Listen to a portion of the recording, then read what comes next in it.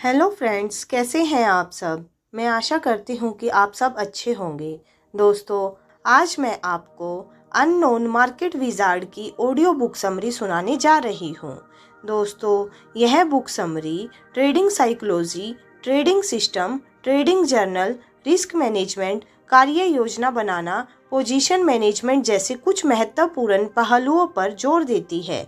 लेखक Jack D सिवाकर द्वारा लिखित अननोन मार्केट विजार्ड बुक हमें उन सफल ट्रेडर्स के बारे में बताती है जो लोगों की पहुंच और दिखावे से दूर रहते हैं और इनके बारे में बहुत कम लोग जानते हैं। ट्रेडिंग सफलता के लिए हमें अधिकतर खुद पर काम करना होता है। यह बुक सफल ट्रेडर्स के उन सफल रहस्यों को उजागर करती है जिससे हम ट्रेडिंग में अपनी मानसिकता और कार्य करने के अक्षमता को बेहतर कर सके। इस बुक समरी से हम सफल ट्रेडर्स के वे 46 नियमों के बारे में जानेंगे जो हमें ट्रेडिंग में सफलता दिला सकती है।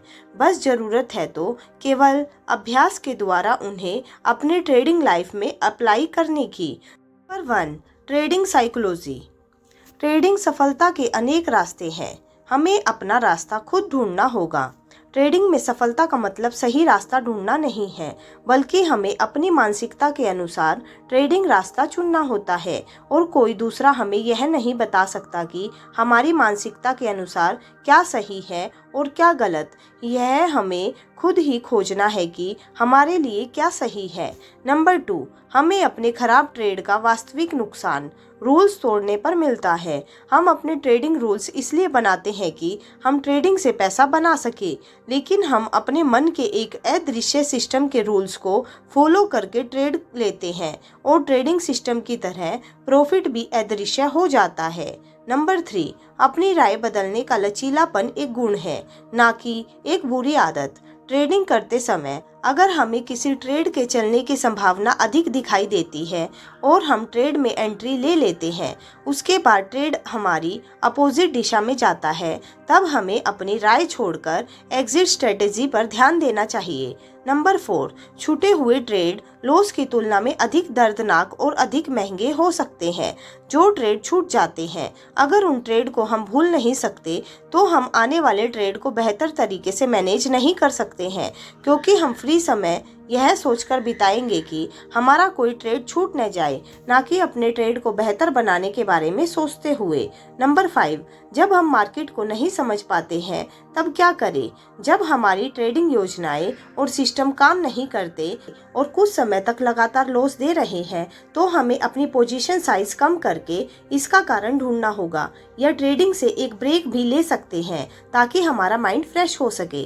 नंबर 6, न्यूज़ के विपरीत मार्केट की प्रतिक्रिया हमें क्या बताती है।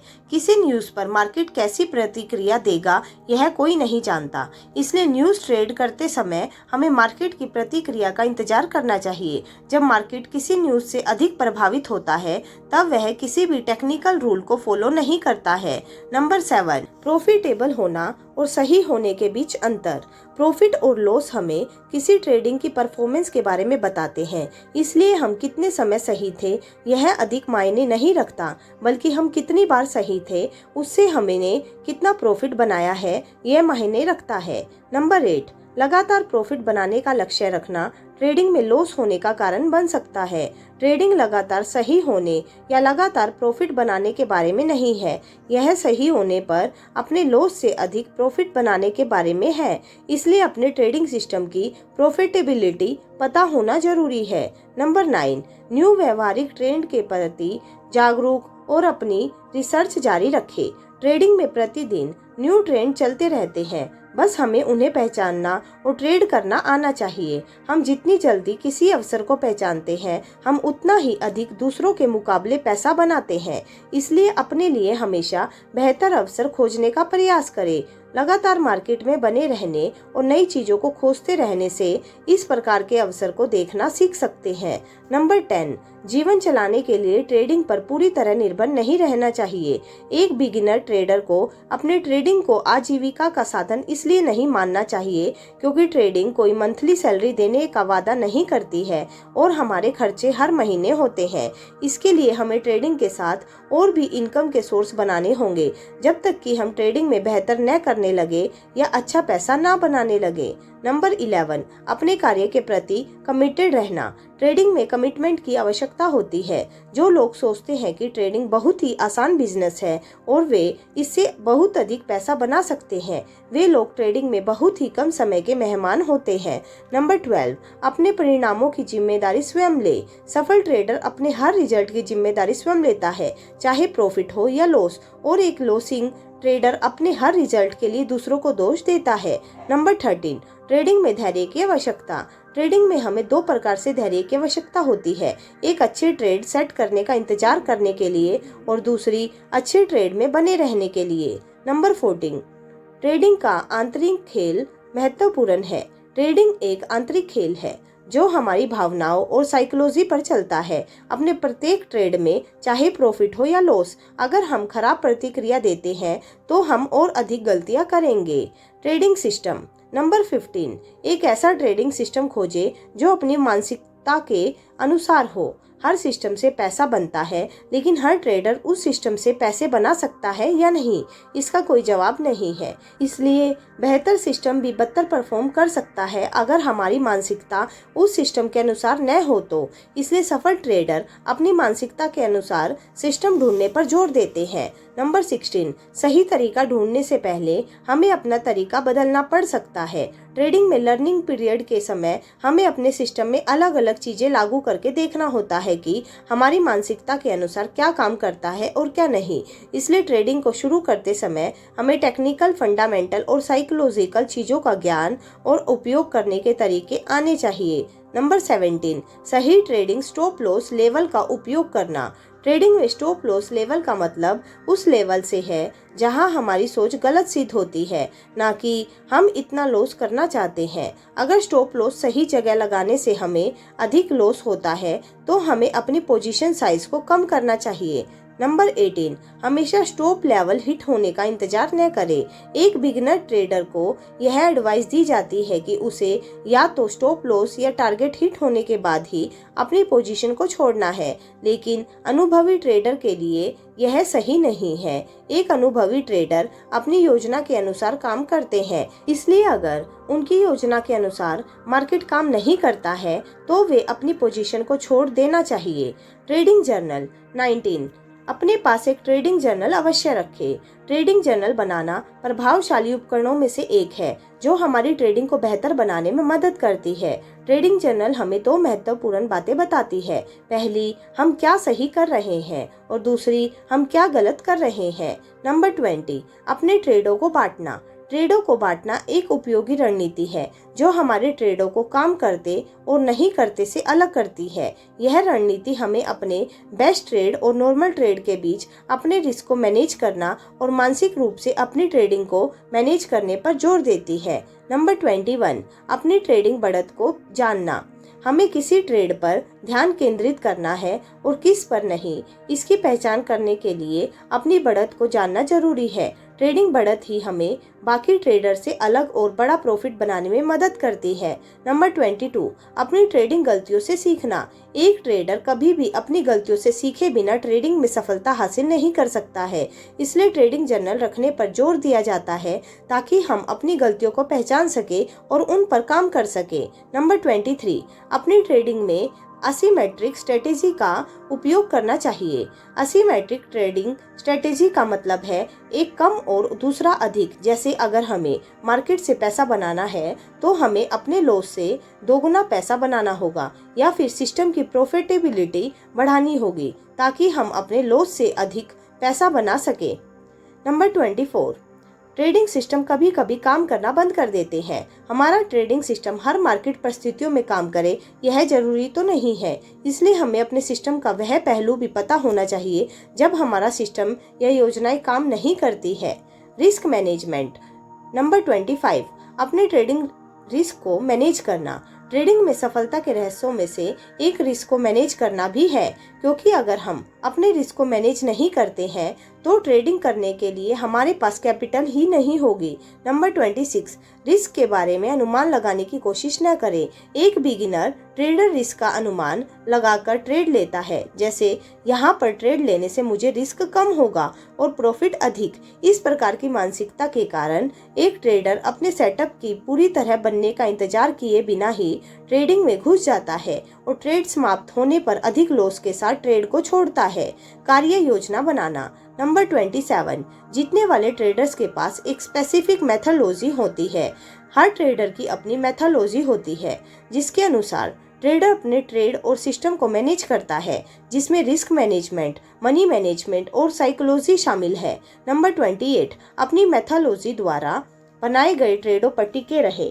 अपनी योजनाओं पर टिके रहना ट्रेडिंग सफलता का एक रहस्य है, क्योंकि मार्केट में हर पल नया देखकर कुछ करने की इच्छा होना या अधिक पैसे बनाने के लिए अपने प्रॉफिटेबल सेटअप में भी हेर फेर करना आम बात है, जो हमें सफलता से दूर ले जाती है। नंबर 29, अपनी ट्रेडिंग योजनाओं को मार्केट के अनुसार अपडेट करना।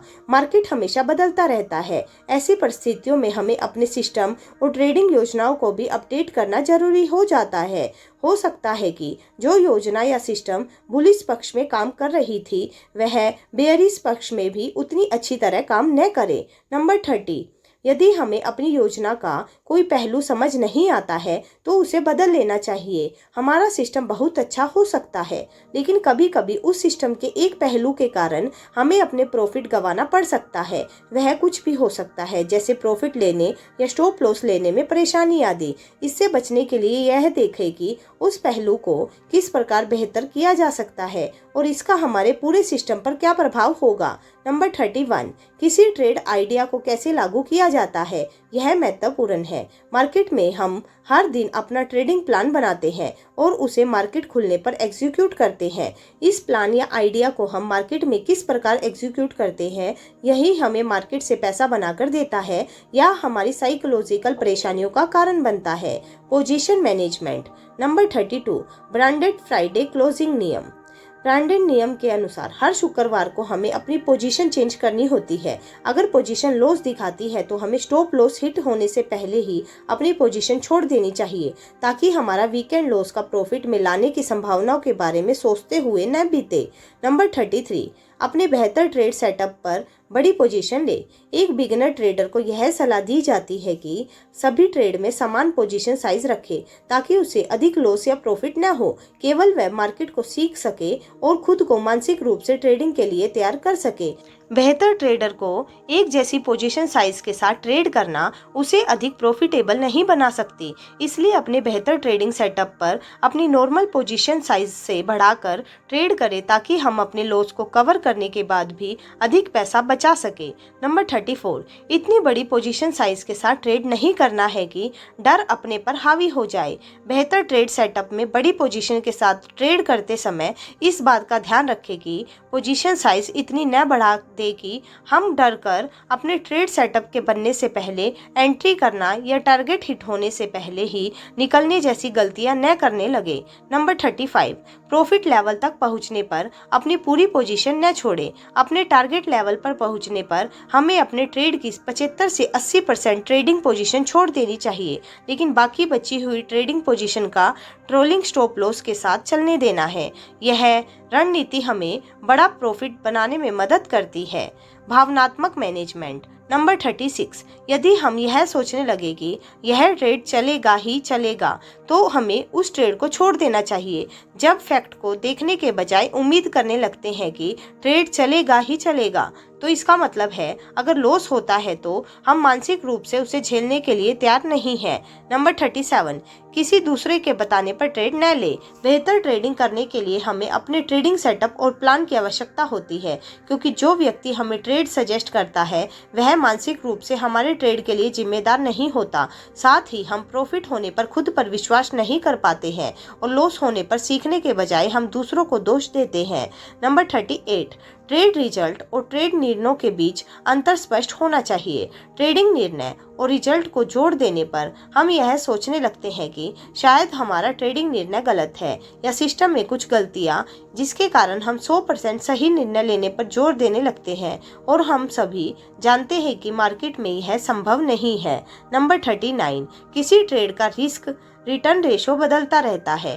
ट्रेडिंग करते समय ध्यान रखें कि ट्रेड प्रॉफिट की दिशा में 50% मूव करने के बाद हमें अपने रिस्क को कम कर देना है, जिससे रिस्क लगभग न के बराबर होगा और प्रॉफिट की संभावना ज्यादा होगी। नंबर 40, इमोशन ट्रेडिंग बिजनेस के लिए हानिकारक है। हमें यह समझना होगा कि हम ट्रेडिंग बिजनेस कर रहे हैं और अपने बिजनेस को लेकर कोई बिजनेसमैन इमोशनल नहीं होता। इस प्रकार हमें भी अपने बिजनेस को बेहतर बनाने के लिए काम करना चाहिए, ना कि परेशानियां आने पर छोड़कर भागना चाहिए। नंबर 41, लगातार ट्रेडिंग निर्णय लेने से बचना चाहिए। लगातार या आवेगपूर्ण निर्णय हमें अपने सिस्टम को छोड़कर भावनाओं में बहकर ट्रेड करने के लिए ललचाते हैं। हम और अधिक पैसा बनाने की कोशिश में ऐसा करते भी हैं। इससे बचने के लिए अपने सिस्टम और प्लान के अनुसार ट्रेड ले और अपनी भावनाओं में बहने से बचे। नंबर 42, लालच से प्रेरित होकर ट्रेड करने से उसका अंत आमतौर पर बुरा ही होता है। लालच अच्छा भी है और बुरा भी। अगर हम पैसे कमाने के लिए अपने सिस्टम और प्लान के एंट्री देने से पहले या कहीं और एंट्री लेते हैं अपने लॉस के कुछ पैसे बचाने के चक्कर में, तब लालच गलत है। वही अपना प्रॉफिट टारगेट हिट होने पर हम अपनी 75% ट्रेडिंग पोजीशन तुरंत एग्जिट कर देते हैं, तो यह लालच ठीक है। नंबर 43, रिवेंज ट्रेडिंग से सावधान रहना।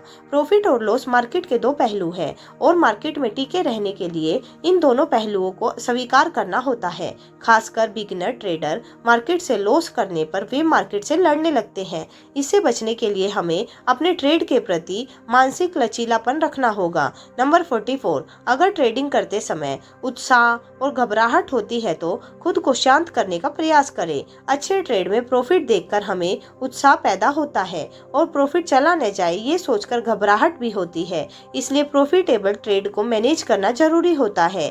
इससे बचने के लिए ट्रेडिंग प्रक्रिया पर ध्यान दें और साथ ही ट्रेलिंग स्टॉप लॉस का उपयोग करें। नंबर 45, बड़ा प्रॉफिट बनाने के बाद लापरवाह ट्रेड करने से सावधान रहे। मार्केट में हम लगातार सही होने लगते हैं तो हमें लगता है कि हमने सब कुछ जान लिया है। इस सोच के कारण ट्रेडर अपनी योजनाओं और सिस्टम को छोड़कर कहीं पर भी ट्रेड लेने लगते हैं। इससे बचने के लिए जब सब कुछ सही होने लगे तब हमें देखना शुरू करना होगा कि हम हर बार क्यों सही हो रहे हैं। नंबर 46, सफल ट्रेडर जो करते हैं उससे वे प्यार करते हैं। हर सफल ट्रेडर ट्रेडिंग की परेशानियों को हल करने में मजा करते हैं। अगर हम सफलता के रास्ते पर चलते समय खुश नहीं हैं तो हमें अपना रास्ता बदल लेना चाहिए, क्योंकि हम मंजिल पर पहुंचकर भी खुश नहीं होने वाले हैं। कंक्लूजन, दोस्तों, आज की इस ऑडियो बुक समरी में हमने ट्रेडिंग के 46 नियमों के बारे में जाना है, जो हमें ट्रेडिंग की psychology, mindset, methodology, technical system, fundamental system, news trading जैसे बहुत से महत्वपूर्ण पहलुओं के बारे में जानकारी देते हैं। और अंत में सफल ट्रेडर हम जो करते हैं उससे प्यार करने की सलाह देते हैं। तो दोस्तों, आज की ये ऑडियो बुक समरी आपको कैसी लगी आप हमें कमेंट करके ज़रूर बताइएगा। और अभी तक आपने हमारा चैनल सब्सक्राइब नहीं किया है तो प्लीज़ उसको सब्सक्राइब कीजिएगा और सभी दोस्तों के साथ भी शेयर कीजिएगा। और दोस्तों, बेल आइकन को प्रेस करना मत भूलिएगा ताकि आने वाले नए वीडियो के नोटिफिकेशन आपके पास जल्द से जल्द आ सके। तो चलिए मिलते हैं अपनी नेक्स्ट ऑडियो बुक में। तब तक के लिए बाय बाय।